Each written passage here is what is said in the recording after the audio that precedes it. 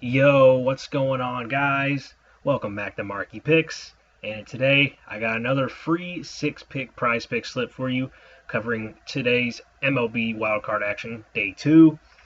Quick recap of yesterday's slip. I was really not happy with how this slip played out.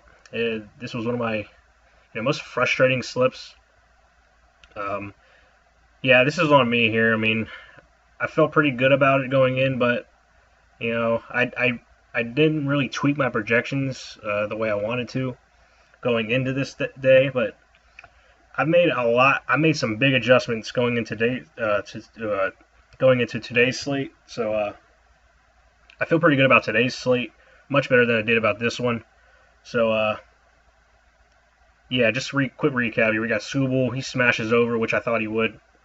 He had like 15 strikeouts. I mean, he destroyed that line. Max Fried, he did go over. This one actually should have hit. I mean, the Red Sox had, runners on like every inning against them. They put pressure on them. They just couldn't seem to get that big hit until he got taken out of the game, and that's when they finally started to score the runs. So, yeah, that one did not go our way.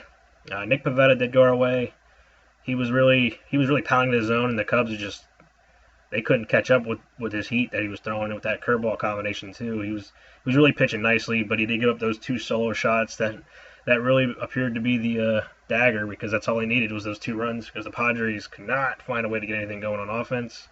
Hunter Green, yeah, he got absolutely rocked in this one. I mean, I'm not surprised. I mean, he was looking good early on. He was popping 100 in there. They were whiffing on it, but Shohei's really good at hitting the gas, so I wasn't surprised about Shohei going deep. Mookie's another one. He's like really good at putting up tough at bats, and Freddie Freeman as well. I mean, that top of the order is just something to be reckoned with. And I knew it was gonna be tough going in, but I thought he could at least get to 6. But he didn't really last that long. He lasted about three innings probably, I think, before they took him out. But the Dodgers were all over him, especially the second time through the order. They were just sitting all over his fast stuff. And that eventually took him out of the game. And Matthew Boyd, this was just a quick hook here. I mean, this was just a game flow type of thing. And he wasn't pitching bad. I mean, he only gave 1 run to those 4 and 3rd innings. He ended up walking Freddie Freeman, the 9-batter, in that 5th inning, and they immediately took him out. They weren't going to play around at all. But if this was like a regular season game, he smashes this line easy. But playoffs, this is the kind of thing. With pitchers, hitters going to have some quick hooks, which is understandable. I mean, it's hard to project that. It's hard to predict that. But he was really looking good. The only thing here is he didn't get the strikeouts. He only had like 1 strikeout, 2 strikeouts. I was expecting him to get at least 3 or 4.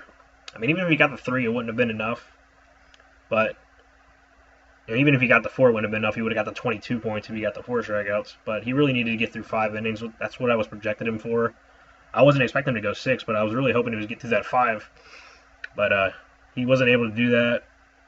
So it was unfortunate there. And Gavin Williams, this is another one. I mean, I let this pick up to y'all. Y'all make the decision, because my projection had him at like 6.08, so it was like right on the line. So depending on which way you went, if you tailed me, my bad. If you went the other way, the over direction, which is probably the better route I should have picked, then it hit. He got 8 strikeouts, but I was expecting the Tigers to have a better game plan at the plate. They didn't, and yeah, it burned us. So I've made some great adjustments for tonight's slate. I think y'all are going to enjoy. Without further ado, let's go ahead and jump right into this slip. So let's jump into the first pick. Here we got Casey Mize, under 25.5 pitcher fantasy score. My projection is at 22.33. Game 2, the Tigers did win that game yesterday. It was a pretty crazy finish to that game. But just a little insight here. The Guardians need to win to keep their season alive. They need to win the next 2 to move on in the playoffs. If you know anything about the Guardians, you know about their story. I don't know if you've been paying attention to anything about the MLB this season, but they were like 15.5 games out of the playoffs, I believe in like beginning of July. They made it just a crazy run all the way to make it here, and they're not uncomfortable being in this position. Down 1-0 in the series.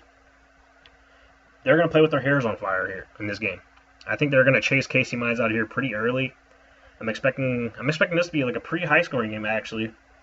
So I mean, I was looking at Tanner Bybee to take him over, but that's another one that's like a risky because it's similar to Matthew Boyd, similar spot. They could take out BB if he gets into any kind of trouble early. But if you want to risk it and take the over Tanner BB fantasy score, I think that's a good play, but there is some risk there just because of the quick hook potential, which is something that happens in the playoffs. But I'm rocking with this pick just because I think the Guardians are going to come out here with really good at bats. I mean, I think Jerem actually looks good if you want to take his fantasy score over on the hitting side.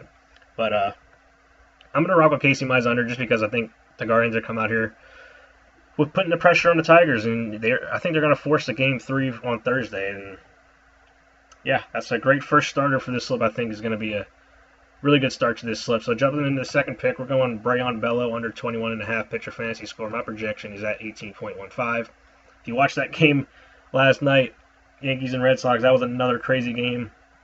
It wasn't as intense as I thought it would be, but it was still pretty crazy emotional wise, especially how the ending was. Wow. But if you saw that game, the Yankees are stacked with lefties. And what did the Red Sox throw out there? Just a couple lefties that throw 100. So the Yankees were cooked.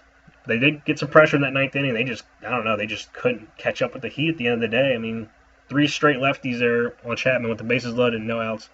They went down, they struck out twice, and they flat out the right field. I mean, yeah, they're just too left-handed heavy. And, Brayan Bello, he's a righty, and his stuff isn't really strikeout stuff. And the Yankees have seen him before. It's not like the first time seeing him. They have pretty successful numbers, I would say, against him.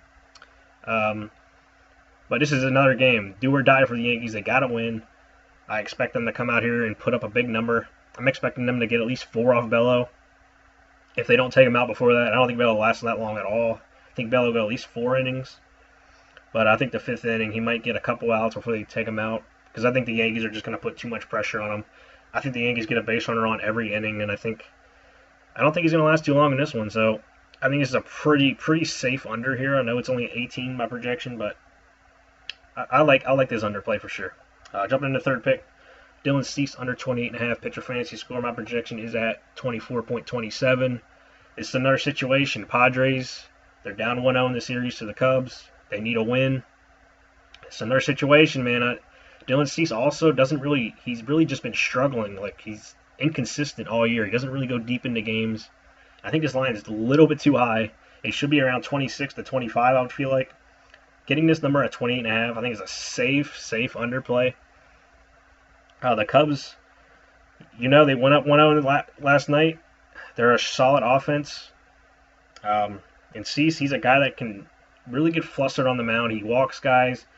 His command is his only issue. If he's out there, pounding the zone early, this under might not be looking too good. But if he's out there doing what he's normally been doing all season, and that's walking guys, sometimes giving up hits, having 20 pitch innings, then this under is going to be more than likely hitting, unless barring some craziness happening with the Padres' exploding offense, which I'll get into later in this slip, because we got an underplay I'm going to talk about as well. So jumping into the fourth pick, we're going Parker Meadows under 5 fantasy score. So we got 3 picks from this early game. So if you want to start to slip off strong, this is the slip for you. My projection for Parker Meadows is at 4.43. Parker Meadows going up against Tanner Beebe. In his career, he hasn't had success at all. He's actually the worst hitter in the Tigers lineup when it comes to facing Tanner Beebe. I think he's 222 average lifetime. He's 2 for 11 in his career with 4 or 5 strikeouts. I'm not too sure, but I know it's not great numbers. My projection also has him below this line, so I feel like this is a pretty safe under as well. Meadows does have clutch gene in him, so he might come up to the moment and hit a home run. I feel like he could be the one to run into one, but just based off of recent success, I don't think Parker Meadows is going to fare too well in this matchup at all. So that's a good. So we pounded the early game. So if you want to go start this slip off strong, I feel like we got 3 picks there that are going to get it off rolling early. Jumping in the 5th pick, we got Max Muncy over 5 hitter fantasy score. My projection is at 5.18. Little insight here. Dodgers, they put up a big number yesterday against the Reds. They won 10-5. They jumped all over Hunter Green, like I said. In this matchup, they're going to match Zach Littell. Max Muncy in his career versus Zach Littell, he's 2 for 6 with like 2 strikeouts and a walk. So those numbers are pretty solid, even though it's not the biggest sample size. But guess what? Guess those 2 hits that he has off of Zach Littell. Both of them are home runs. So he likes Littell's stuff. I feel like. I think this is a perfect matchup for Muncy for real. I think he's got like the perfect approach to get over this line. I think he has a big day at the dish. I think he drives in some runs. I think he's on base with runners on. As Littell, he's an experienced guy, but he doesn't have the stuff that's going to be able to shut down this Dodgers lineup. The Dodgers, they're going to need to score runs to win this game, because I think the Dodgers, they're gonna do exactly what they did yesterday, if not even more. Because right now they're hot, and even though Muncy, he only got 4 points yesterday, he had a couple walks or something like that. He had a couple walks and a run scored. He didn't do anything like hitting wise, but I think today he's gonna bust out and get over his number for sure. If he not, he might hit home run, but yeah, I think it's a solid overplay. Jumping in the last pick of the slip, we're going Luis Arias under 5.5 hitter fantasy score. My projection's at 585. So my projection here is over, but the reason I'm taking him under is just because of like the game, how I think the game's gonna play in this one. So just a little insight here. Luis Arias is going up against the starter for the Cubs is Andrew Kittredge. And I don't really know what the Cubs are going to do after that. Kittredge is only probably going to go 1 inning. And I think they're going to bring in Cade Horton, I would believe, who would be the next guy. They'll eat up like a chunk of the innings there in the middle part. But, I don't really know what they would do. So, the Cubs pitching staff-wise, I don't know. I would assume Cade Horton would come in. But, they could go to, somebody else in their bullpen, because I think this could be like an all-hands-on-deck situation, and I think Arias is going to have a different look every time he's hitting. And if you know anything about Luis Arias, he's not a power threat at all.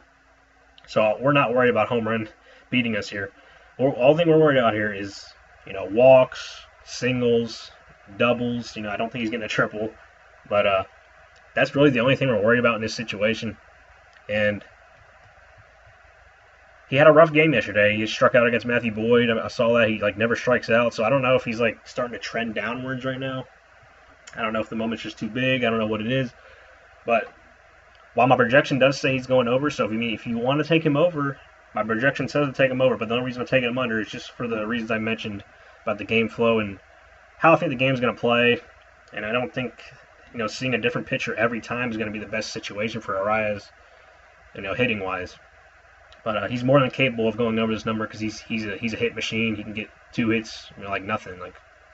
That's like his daily routine is getting a couple hits every game.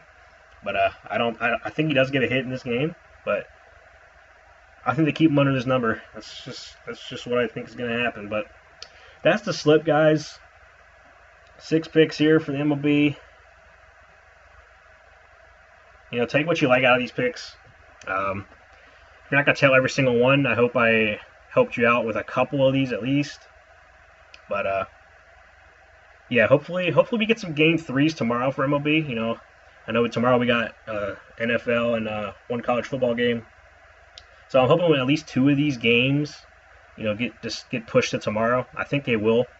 My prediction is I think the Guardians win. I think the Yankees win. The Padres could win, but yeah, I think the Dodgers win as well. So I think the Dodgers and Reds, that series is going to be wrapped up tomorrow.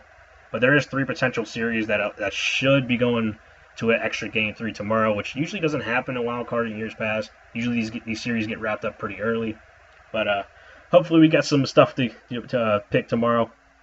But that's going to do it for this video, guys. Thanks for watching. If you enjoyed this video, please drop a like and subscribe to the channel.